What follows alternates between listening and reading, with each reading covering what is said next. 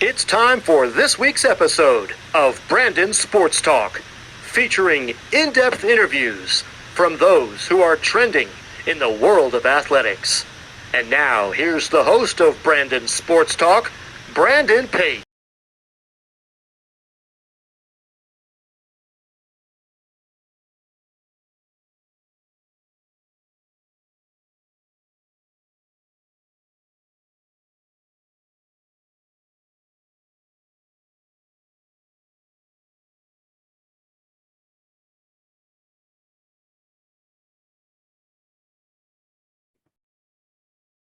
Welcome back to Brandon Sports Talk. In today's episode, I had the privilege to interview the Tusculum Pioneers head women's lacrosse coach, Coach Jenna Agostino. How are you doing today?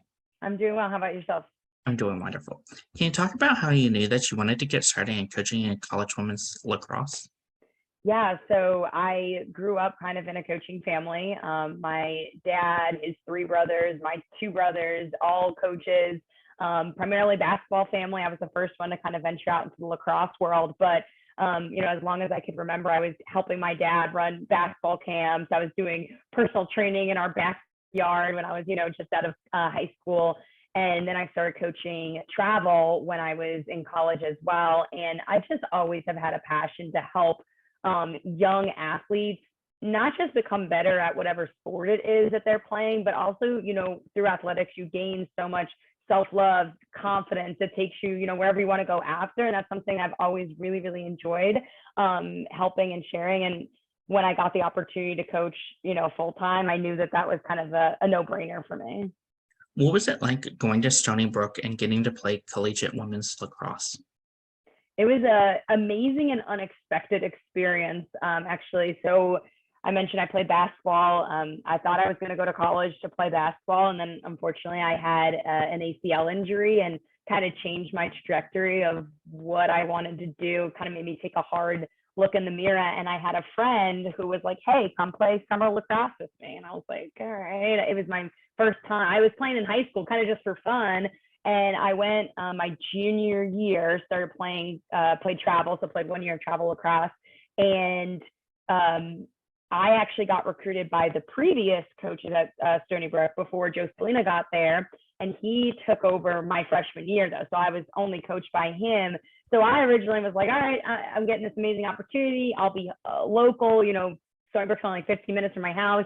I'll be D1. That's a really cool challenge. And then Coach Spallina came in, he's like, all right, we're going to be a top 20 team. And I was like, wait a second. I didn't necessarily sign up for that, but I was ready to jump on that ride. And I'm glad that I did. Of course, what was that like being local and also being a D1 team and going to Stony Brook? It was a surreal experience. I don't know if I fully appreciated it until, you graduate. And even now you look back and you're like, wow, that was an amazing opportunity. Because like I said, I chose Stony Brook because it was local. It was a more affordable school for me at the time. I did want the challenge of going D1 just because that's who I am. I'm a really competitive person. And then once we started to build this new culture at Stony Brook and really started to get our name out there to the lacrosse world and the sports world, to be honest, it was just kind of added to that excitement where I was like, how lucky am I that I get to go to school? My parents get to come see my games like real easily. And I get to represent where I'm from. There's really no better feeling than that. What was that like getting to put on that home jersey for Stony Brook and represent not just Stony Brook, but your home area? Yeah. So I think, a lot of great programs. And if you, go on Stony Brook right now, you have an expectation to live up to, right? There's that name, that's the brand, all that's out there. And what was unique when I was there was we were building that, we were creating that standard. So we took a lot of pride in it. You put that jersey on and we had to go prove to the world every day that, hey, we do belong in this top 10 realm and we are this new powerhouse to be reckoned with. And that was a really cool thing to put on and get to kind of create, I think, that emblem that people look up to today. Of course, as a player, what was that like getting to build that emblem that people look up to now and know that Stony Brook is a powerhouse program? It was a lot of hard work, a lot of energy and effort. But just I sound like a broken record probably, but it was such a tremendous experience. not easy for sure. Not for the weak-hearted, but definitely worth it. And it definitely helped create my mindset. And, what I'm looking to do now with my team is like, you don't have to be this, everyone knows your name school to be that school that everybody now knows your name. I mean, that's really what we did. Nobody knew who Stony Brook was, I would say, really in 2010. And then boom, you can't go around in lacrosse without knowing the name Stony Brook now. Of course, what were some of your playing accomplishments at Stony Brook? Yeah, so I mentioned I kind of got reached out to a little bit later in, I think, the recruiting process than most kids at the time. And I was offered a walk-on spot to Stony Brook. So I walked on to Stony Brook and I was like, hey, yeah, I'm good for a challenge to try to earn my scholarship. Or if not, I'm still kind of paying a good local price. And then when, again, Coach Selena took over and I was like, oh, wow, this is going to probably be a lot harder than I thought it was going to be to earn that scholarship, earn the playing time. But personally, that was one of my greatest accomplishments, is that I did start as a walk-on and ended up being a starter for, a top 10 team, one of the number one defenses in the country. And that's like just a testament to the people, though, that were on that team and the coaching staff. That just, I can't tell you how many of those girls like stayed after, helped me get better. Same thing with my coaches, put in the extra work so that, like, if you're willing to get better and put in the effort, then someone was there to help you. And that was really awesome for me to experience. Of course, after your collegiate time at Stony Brook, what was that like getting into the corporate world instead of going first into college coaching?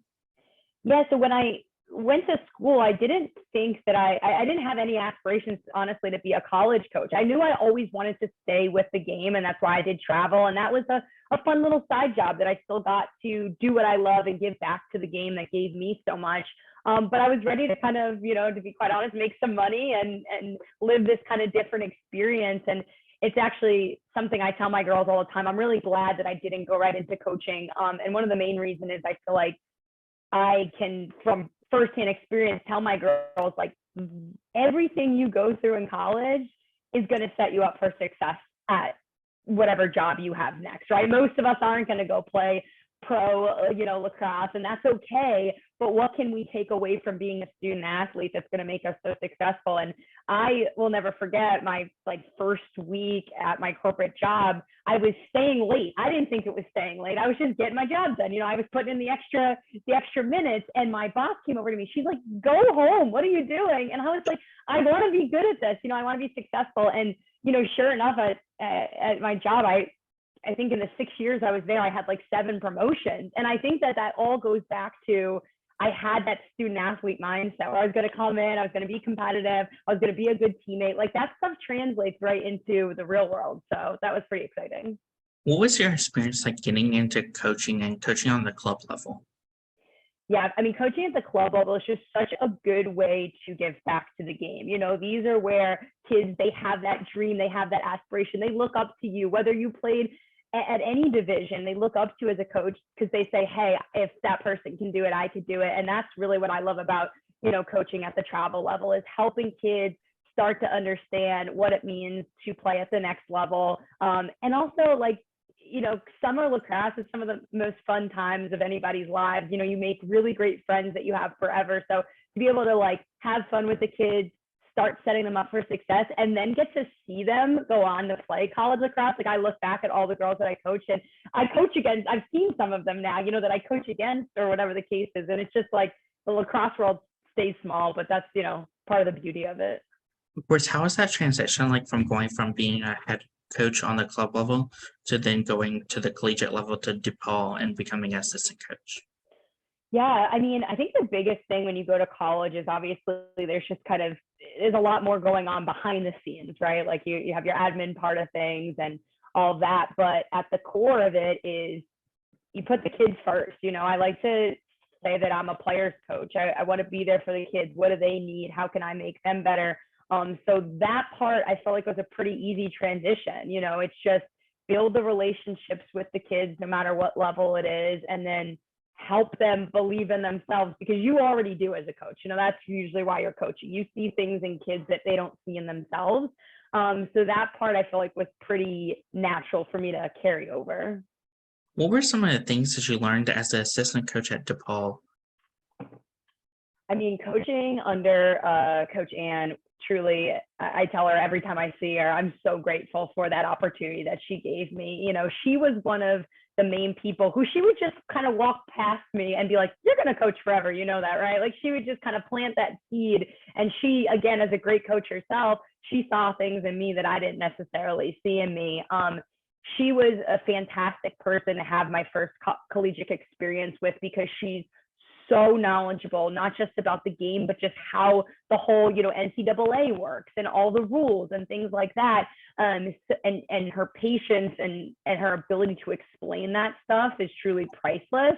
And I would say probably the number one thing I learned from her is that I think it was something I knew, but just seeing her put it into action is that like, it doesn't matter how smart you are. It doesn't matter all your X's and O's. Like you really have to put the kids first and really, really care about them and let them know you care about them. Like that's the key to success. And just having that as my first collegiate experience in the coaching world is, again, something I'm really, really grateful for.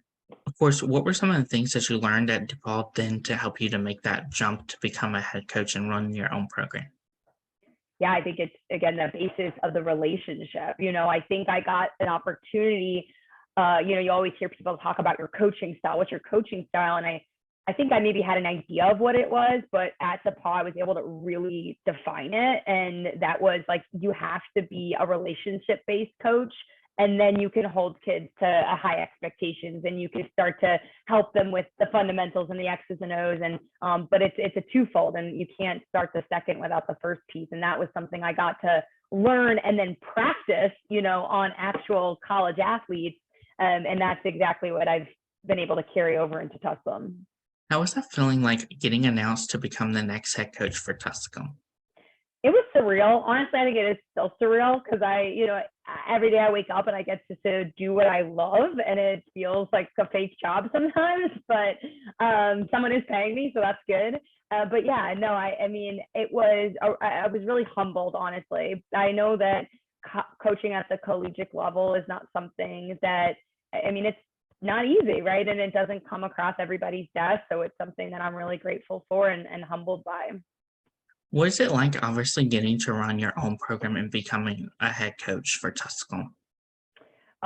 It is definitely difficult. It is, again, you say like, hey, this is what I love, but when you're doing what you love, you also, you put your heart and your soul into it. So it's a lot of energy, a lot of effort, but I wouldn't have it any other way.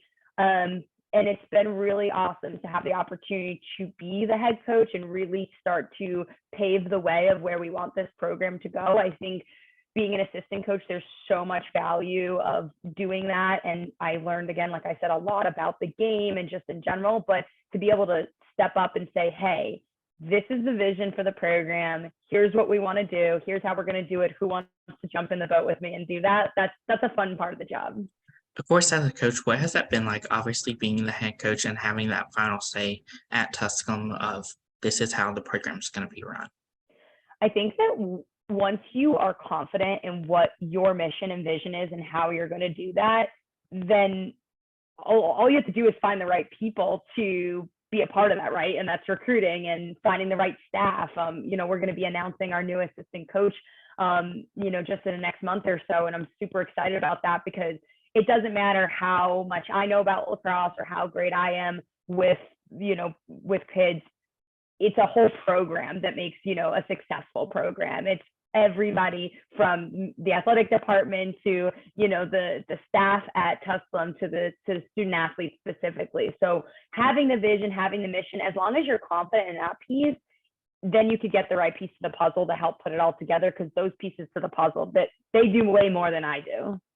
Of course, as a head coach, what is that like, getting to build not just the team around you, but the coaching staff around you? That, again, same thing, like having a vision, having, the mission at hand, you can't settle for anything, right? Like you have to know, like, this person that's going to come on board, we're aligned in the best ways, but then we're also different in the best ways, where she could bring something else to the table and help elevate the game. Because again, you look at top 20 programs all over the country, doesn't matter the division, not one of them doesn't have an awesome staff, right? They have a great head coach, but they have an even better assistant coach. And that's something that is really important to me. I don't always want to be the smartest person in the room. I want someone to be able to help bring new things, new ideas to the table. Of course, what is that feeling like on game day, getting to step onto that field for the first time as a head coach? Yeah, I mean, it was, again, I would say I'd probably be lying to you if it wasn't a little stressful the very first time. But then it's just like, as soon as that first whistle blows, you're like, listen, I've been doing this for years. I've been around this game for years.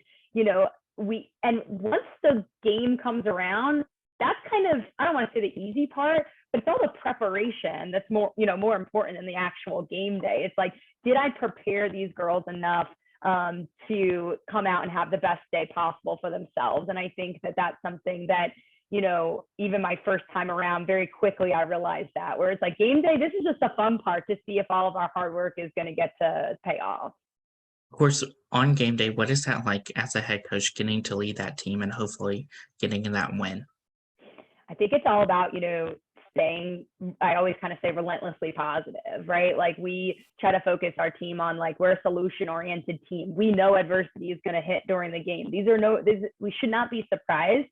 How are we going to answer back? That's something that I constantly remind the girls about. So, when game day comes, it's just kind of a refresher of, like, we circle up and we take a deep breath. That's something we're really big on, is, making sure we just kind of stay as present as possible. And remember that, like, we know what to do. We've prepared for this moment. Let's go kick some butt and have some fun. Of course, when it came to being announced at press conference, what was that feeling like, getting to become announced and becoming the next head coach?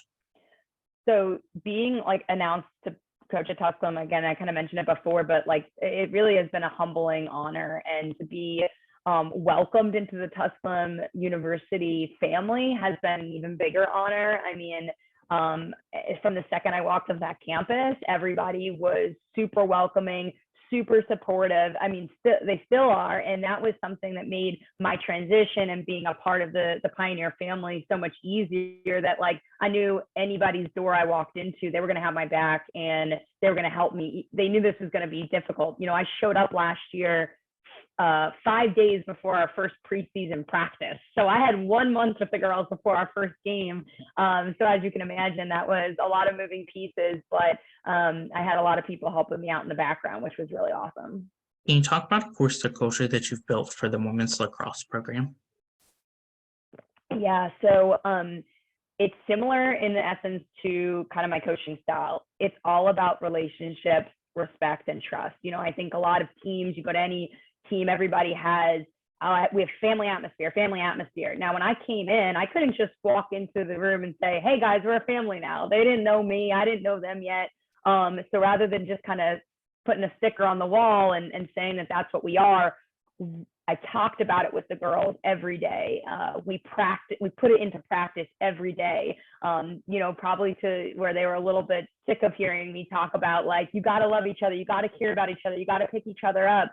Because it doesn't matter if, you have the best skills in the game as individuals. If you can't figure out how to put them together, it's not going to really work out. So that was really the first thing I wanted to do when I got to Tusculum, is build a culture of respect between one another. And then sure enough, once you start respecting everybody, you do start to love everybody and really care about each other, not just on the field, off the field, and that's something that we talk about still, and we will every single day as long as I'm in this program, is really care about the person next to you, because when you do, really good things happen.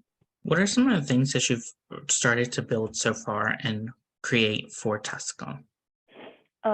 So one of the things we're really excited about is next year will be my first recruiting class since I got here. So the 2023 group, that'll be my first full, freshman class coming in. It's one of the biggest recruiting classes we've had in probably the past 5 years. So that's really exciting.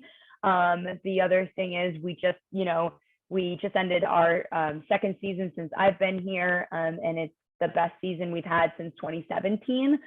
Again, we have worlds to go, and we are definitely chipping away and setting the bar higher and higher for ourselves. But we do still have to celebrate the little wins, along the way. And that's something, again, I give all the credit to the girls, because I came in with the mission, I came in with the vision, and they jumped on the boat and said, yeah, coach, whatever you need, we're gonna go to battle for you. So I appreciate them a ton. Of course, what is that going to feel like, obviously getting to see those freshmen that you just recruited, being your first initial class, coming as freshmen? Yeah, I'm excited, because the returners we have coming, they all get it. Everyone coming back, they're in it, full-heartedly. They're ready to hit the ground running, and they're, I think, even more excited than me to have this young group come in and kind of show them the way and pave them the way. And as a coach, I can't ask for anything more, right? Like, I'm excited. Of course, I want to help them grow, and I want them to be the best they could be on and off the field. But again, the success of the team is going to be in the hands of the girls that are out on the field, putting in the hard work every day. And I'm really excited to not just see the incoming class shine and find their way, but how the returners bring them under their wing and take them there. What does a typical game day look like for you as a head coach versus for your players? So, I mean, for the players, they're all about, get a good breakfast in, fuel your body up, and then how do you stay, present and hyped at the same time, which is an interesting battle. You're going to have to talk to them about how they do that, because they have their different locker room, rituals and music and games they play beforehand. For me as a coach, I am kind of lucky. I don't know if I inherited this from my dad being a coach, and he's always been a very cool, calm, and collected a coach, and had that disposition. So for me, I kind of treat it like any other day, with just a little bit higher stakes, right? I wake up, I make sure I still get a workout in. That's a big thing for me. I want to make sure my head is clear and I'm ready. I look over any other notes we had. And then the second I'm on that campus, it's just, again, being relentlessly positive, knowing that you put in the work prior, and just making sure that the girls kind of shake off those jitters and get ready to play, because this is what we love. Like, not that many people I tell the girls, what is it, like 7% of high school athletes go on to play at the college level. So listen, whatever happens at the end of the game happens, but let's just go give it our all. Of course, what are some of your routines and rituals like as a head coach that you took over from your time as a player at Stony Brook? I think that probably the biggest thing I took is, we are going to work harder than anybody else, right? Like, you can't always control that. Is the shot going to fall? Am I going to make every perfect pass? No, but I'm going to do everything in my power to get as close to perfect as possible. And that's in practice, right? I'm going to work my butt off in every drill. I'm going to cheer my teammates on. I'm not going to leave the practice field with a regret. And even more so, I'm going to make sure that when nobody's watching, I'm working just as hard. And I think that's one of the things I really took away from Stony Brook, is that, yeah, 2 hours of practice, you're going to get a lot done. You're going to get better. But if you want to be a champion, you want to set yourself apart from everybody else, it's what you do when nobody's around that's going to take you there, whether that's schoolwork, whether that's, again, being a good teammate off the field, and then putting in the extra work too, getting some wall ball, getting some extra reps in. Those are things that I've really tried to help instill in my girls, because I know that the formula works. I've seen it happen. Who are some of the teams that you face each week in your conference? So we play in the SAC conference, the South Atlantic Conference. In my opinion, it's one of the most competitive Division II conferences. Of course, I might be biased. Obviously, we're in it, but I love being in this conference because of how competitive it is. It makes you work harder, right? I know that there's great coaches, there's great talent that we're going to play every week. So we cannot afford to have a day off. And I think that the girls realize that too, that they know, like, there's no game that you're just going to show up and roll over somebody, right? You have to put in the work and prepare the same, or if not harder than you did for the last game.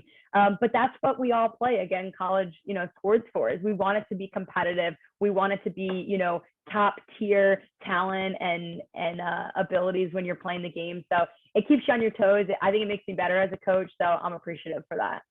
Of course, what teams are in your conference that you compete against? Oh, we have a big conference. You want me to list them all? Just a few. Well, I would say, so obviously some of the top teams is Wingate. They've been ranked in the top 20 now, I think, for the past 2 or 3 seasons, if I'm not mistaken. They broke top 10 last year, which was super exciting. So again, we're playing against the best of the best.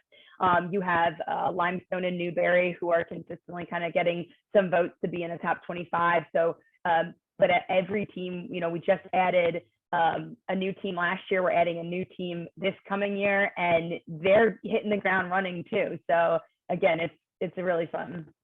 Of course, what is that home game atmosphere like when you have teams like Newberry, Limestone coming versus going to Colgate or going away?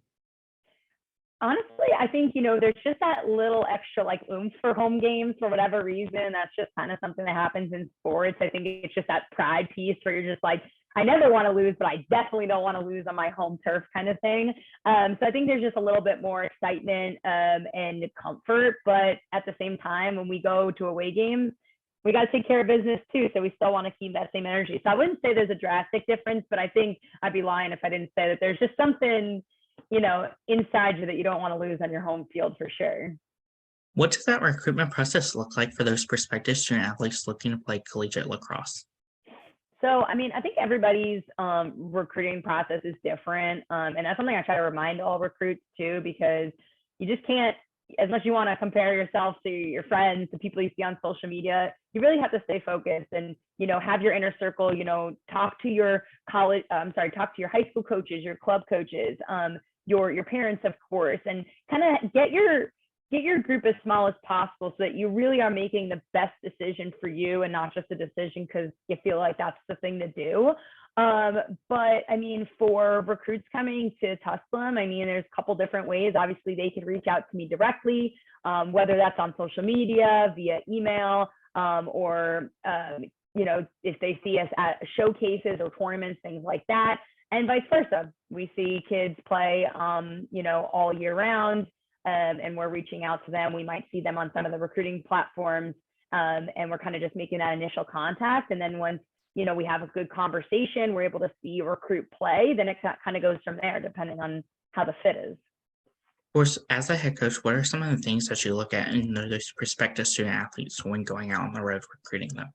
Yeah. I mean, listen, every coach is looking for the best player on the field, right? In a perfect world, you get to have that person. But something I really specifically look for is how an athlete reacts to a mistake on the field, because I think that says so much about an athlete just in those few seconds. Because I know that no one, again, is going to be perfect. You're going to make mistakes. So if you drop the ball, how fast and how hard did you go after that ground ball to try to get the ball back and to kind of correct that mistake? And the other one is kind of, how excited do you get for when your teammate makes a good play, right? Because everybody wants to make a good play. Everybody wants to get their stats up. But again, it's a team sport. So if you could leave a game with 0 stats, but your team wins, you still need to be excited about that. So looking for those little things, I think, says a lot about recruits' character and how they're going to be able to handle the pressure and the energy at the collegiate level. So we look for that a lot. What does an official visit look like for those prospective student athletes coming to Tusculum? Sure. So a lot of the times, I would say some of our most fun visits is when we get recruits who are able to come down during season, so they're able to catch a game. So normally what will happen is, let's say we have like a 1 o'clock game. We'll have that recruit come on campus at like 9 a.m. or so. We'll show them around the campus. We'll usually bring some of the girls from the team to come on the tour with us because they can kind of give the insides, from the student perspective. And then we'll also bring that recruit in the locker room for the pregame speech. So again, they get to feel that energy and kind of picture themselves there in the future, which is, again, one of the most exciting parts, that home game, energy in the locker room. And then they get to watch us play, right? Again, getting to see what we like to do offensively, defensively, all over the field, and how they can see themselves fitting in. I think a lot of, finding your ideal school comes through, visualization and seeing how you fit in.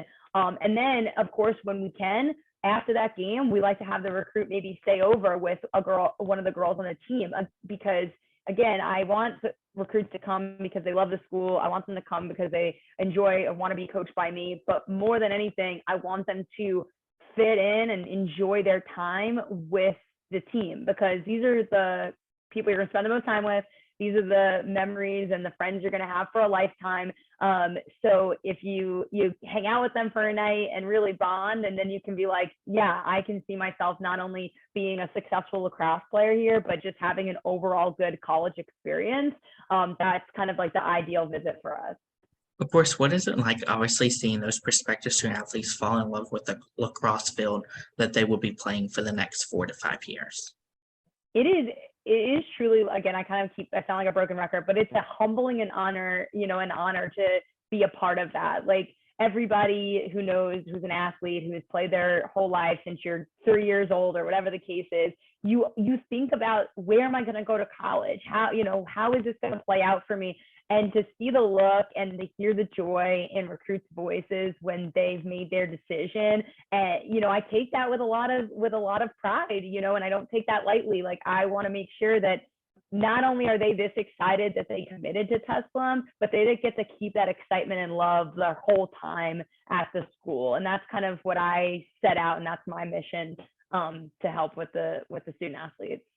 As a head coach, what is it like getting to see them put on that uniform for the first time as a freshman and the last time as seniors? Bittersweet. It is definitely really bittersweet. Again, when you go into, for me at least, when I came into collegiate coaching, yes, I want to have a great program and I want to have successful wins and championships and all of that. But more than anything, I want to see kids succeed with whatever they do after. So when you get to see them come in and then graduate, you're sad to see them go because you've built this relationship and this bond, but then you just have to remind yourself, well, this doesn't end now. This is kind of just the beginning. I want to stay in touch with this person. I want to see them, go off and have a great career and whatever else they do. I want them to come back for alumni day and share their experience with, the newer freshmen or whoever's coming in at that time, and keep that family and that energy around. Of course, what is that like as a head coach to see those players go on and leave Tusculum to go then play in professional, whether it's Athletes Unlimited, US, or overseas? Personally, I haven't had anybody go to that next level afterwards, so I don't know if I can speak on it specifically, but the one thing I just always tell my girls is, like, if you really love this game, just try to give back to it, because it is one of the most fast growing games in the country, and it needs people that have the experience and have the love to continue to grow and give back. So whether you can go maybe ref, even if you're reffing, a little league game, or you're going to help your local club team or go help your local high school team when you go back home, you don't have to play at the pro level to, continue to spread the love and the knowledge of the game. What are some of your future plans for Tusculum moving forward?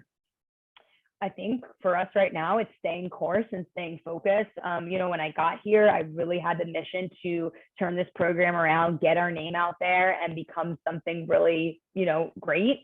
But I'm not naive. That takes a lot of hard work, and that takes a lot of focus. So making sure that we celebrate the small wins along the way, but we don't kind of get distracted by them, and we keep, kind of trekking along to what, the ultimate goal is, which I think for everybody is to win a championship.